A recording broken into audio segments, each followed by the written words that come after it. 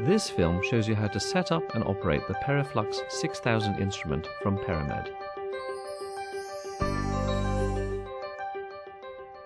Transcutaneous oximetry, also known as TCOM or tcpO2, measures the oxygen tension in the skin. It is a useful tool to determine if a wound is likely to heal. In this video, we show you step by step how to achieve a complete clinical investigation of the wound healing capacity using the PeriFlux 6000.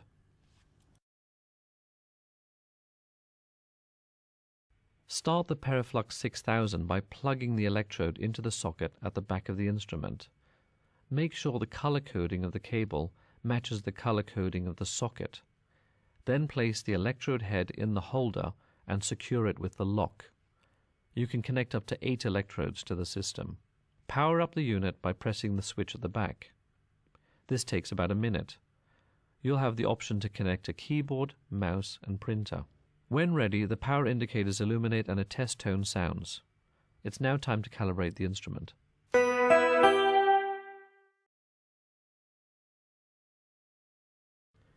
Before calibrating, the electrode temperature should reach 45 degrees Celsius. You can always check the current temperature on the screen. Lower temperatures can be used. See the manual for further information. Calibrate all the electrodes by pressing Cal. This should take only a couple of minutes. To calibrate specific electrodes, simply check or uncheck them. You should perform a calibration before each monitoring period, when changing patients or changing sites, and every time an electrode is remembraned. Calibration OK indicates that the electrode is now ready to be placed on the patient. For calibration when using mono and multiplace hyperbaric chambers, refer to the manual for details.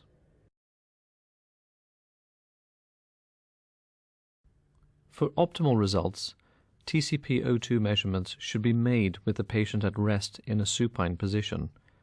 The patient should not speak during the examination. Keep the patient and extremity warm. Tap the Patients tab. Choose an existing patient from the list or create a new entry. You may then tap the clinical information icon to enter relevant information about the patient.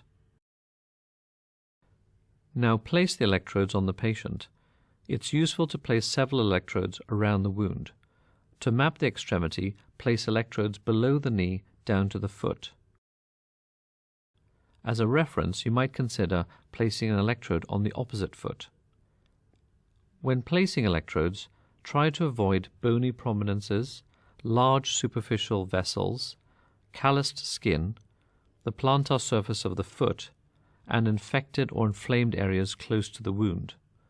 Also avoid areas of heavy edema. To ensure an airtight seal, remove hair at the chosen sites. Then blot with medical tape, such as Transpor, to remove dry skin. Change and repeat until the tape appears clean. Finally, wipe with alcohol to make sure all creams and oils are removed. Next, attach the fixation rings to the skin, either TC550 or extra strength adhesive TC555. Place the ring on the patient and make sure you have good adhesion around the ring to create the important airtight seal.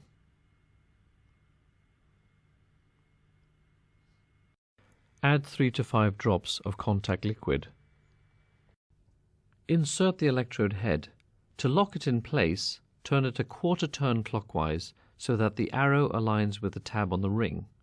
Secure the cable with tape.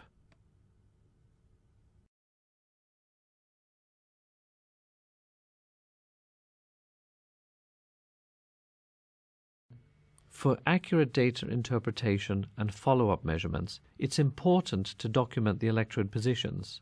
Take a digital photo, connect the camera to the USB port, and tap the camera icon. You may zoom by clicking on the plus and minus symbols, or rotate the image with the arrow. Indicate the sites by tapping and dragging the target icon over each electrode. If you're not able to take a photo, select an illustration from the library. Give each channel a name by either using the defaults or entering free text. Make sure that the color coding is correct.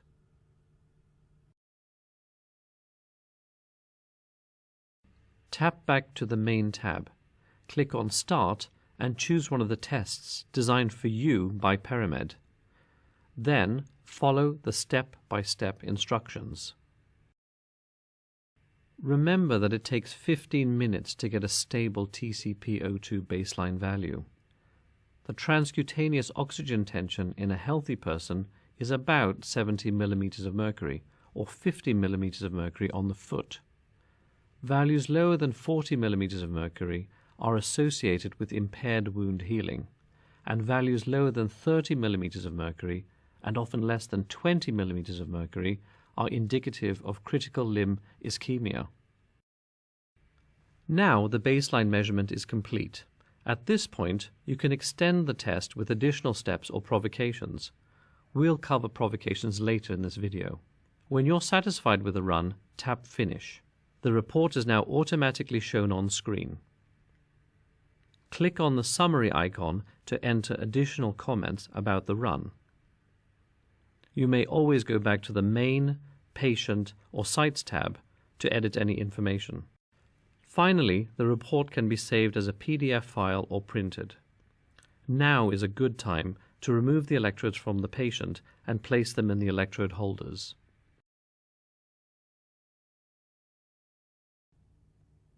For correct clinical diagnosis, it's important to fully understand your tcpO2 results.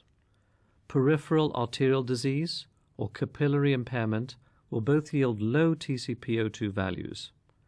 However, so will cardiopulmonary disease, edema, infection, or inflammation. Here, we will describe the leg elevation test and the oxygen challenge provocations that will support the understanding of your tcpO2 results. The PeriFlux 6000 software will guide you step by step. The leg elevation test is a simple way to screen for macrovascular disease. It's usually done directly after the baseline measurement. Elevate the leg to a 30-degree angle, preferably using a wedge pillow, for 5 to 15 minutes. A drop of more than 10 millimeters of mercury, or more than 20% from baseline, indicates the possibility of macrovascular disease. Another test is the oxygen challenge. The patient breathes 100% oxygen in a non-rebreathing mask to discriminate if low tcpO2 values are caused by vascular disease or by edema or inflammation. Use a securely fitted mask. Use a pulse oximeter to verify both cardiopulmonary performance as well as the NRB mask function. Perform the test whenever you obtain a baseline value below 50 millimeters of mercury.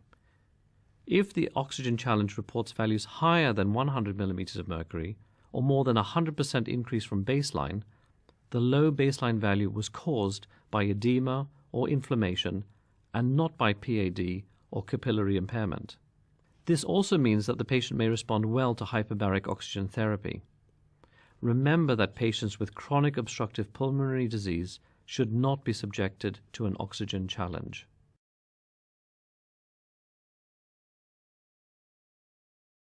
Now let's go through some basic maintenance and cleaning. Clean electrodes with a moist cloth, then move on to proper disinfection procedures. Avoid exposing the electrode cable to any product based on isopropanol, propyl alcohol, or alcohol, as prolonged exposure to these products may damage the electrode cable. Please refer to the manual for complete instructions on cleaning and maintenance. For longer storage, put several drops of contact liquid in the protective cap before placing the cap on the electrode.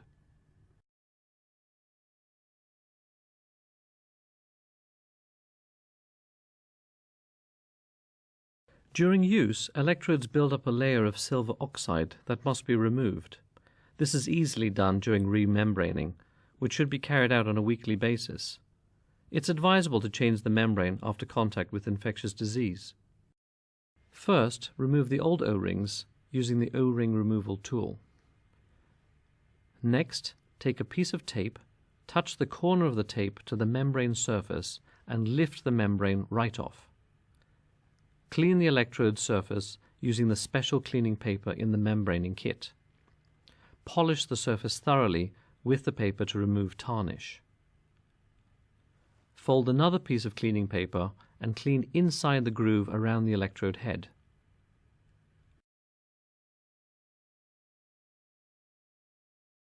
Add 2 large drops of electrolyte solution from the bottle to the surface. Move the tip of the bottle into the solution to get rid of air bubbles. Place the membrane unit on a flat surface. Turn the electrode and place it into the top of the membrane unit. Press the electrode firmly until you feel it snap into place. Remove the electrode and wipe off any surplus electrolyte with a soft tissue. Inspect the electrode to make sure that there are no air bubbles. Place the electrode in the electrode holder. Remember that the electrodes need to be calibrated twice after remembraning. For additional information on the clinical uses of transcutaneous oximetry, please view the video by Caroline Fife on the PeriMed homepage.